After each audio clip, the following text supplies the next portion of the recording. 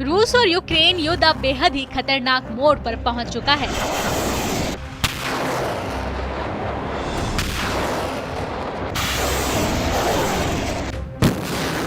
इस जंग को लेकर रूसी राष्ट्रपति पुतिन लगातार आक्रामक हो रहे हैं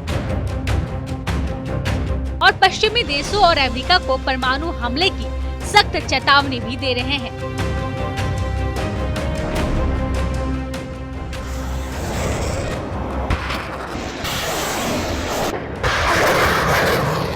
लेकिन दूसरी तरफ इस युद्ध के बीच रूस में एक और अलग तरह की हलचल हो रही है।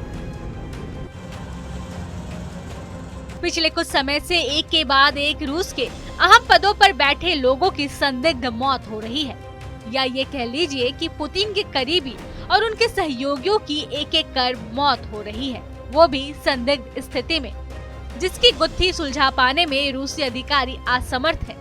एक रूसी आंकड़ा तो ये भी बताता है कि इस साल 1 दर्जन से अधिक शीर्ष रूसी अधिकारियों की रहस्यमय परिस्थितियों में मौत हुई है।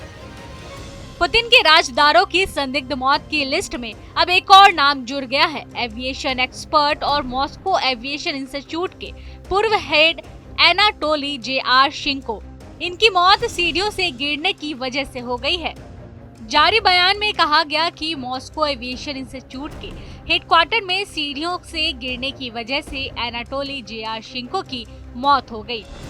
इस बयान में जोर देकर कहा गया कि ये एक सिर्फ हादसा था, लेकिन एक शख्स ने दावा किया कि एनाटोली काफी ऊंचाई से गिरे थे और इसकी वजह से उनकी मौत हो गई। अभी के लिए उनके निधन पर शोक जताया जा रहा है और इसे विज्ञान के क्षेत्र में बड़ा नुकसान बताया जा रहा है। आपको बता दें कि एनाटोली जेआरशिंको रूसी सरकार के लिए किसी बड़े प्रोजेक्ट पर काम कर रहे थे। इसके पहले 3 मार्च 2022 को रूस के सबसे बड़े तेल व्यवसायी और पुतिन के करीबी रवील मगनोव ने यूक्रेन पर हमले की आलोचना की थी। साथ ही बातचीत के जरिए जंग जल्द खत्म करने की अपील भी की थी। इस बात को 6 महीने भी नहीं बीते थे कि 31 अगस्त को रवील की मॉस्को के एक अस्पताल में संदिग्ध हालत में मौत हो गई। इसके बाद रवील मगनोव की तरह ही एक्स्ट्रा शिपिंग कंपनी के सीईओ और संस्थापक रहे यूरी वोरोनोव की भी 19 जुलाई 2022 को मौत हो गई थी। 61 साल के यूरी वोरोनोव का शव सेंट पीटरबर्ग स्थित अपने घर के स्विमिंग पूल में मिला था। इस साल इन दोनों के अलावा पुतिन के करीबी में अलेक्जेंडर सुबोटिन, सरगई प्रोटोसेन्या, व्लादिस्लाव मिखलाई वॉटफोर्ट और अलेक्जेंडर ट्यूलाकोव की भी संदिग्ध परिस्थितियों में मौत हो गई थी। के अलावा पिछले महीने ही पुतिन के सबसे करीबी अलेक्जेंडर दुगिन, जिन्हें पुतिन का रासपुतिन और पुतिन का दिमाग भी कहा जाता है, उनकी भी हत्या की कोशिश की गई थी।